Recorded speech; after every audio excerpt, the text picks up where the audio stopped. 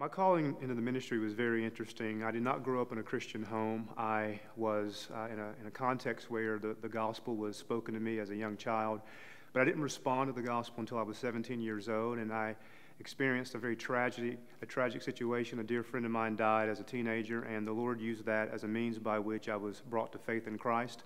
And approximately about a year later, after joining the First Baptist Church of Hyman in eastern Kentucky, I sensed a call into the gospel ministry. The problem was I didn't really know what that was because I didn't have a church background. So I pursued my pastor, and he walked me through that and helped me understand what it meant to be called into the ministry. And the Lord began to take a variety of desires away from me, such as the aspiration for a career and athletics, and began to fill me with the desire to preach His Word and to study His Word.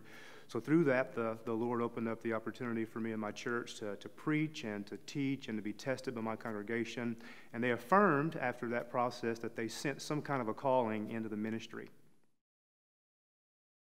I think if one is struggling with whether he's being called into the ministry, it is crucial to be involved in the life of the local church and to pursue godly counsel. I know in my situation, since I didn't have a background in the church or church talk, I resisted the calling into the ministry. So helping me seek that out and understand what that was my local church pastor and my congregation, and also Sunday school teachers, and of course praying and thinking, reflecting upon with them what it meant to be called and what it meant to pursue that calling. The local church is crucial in that process.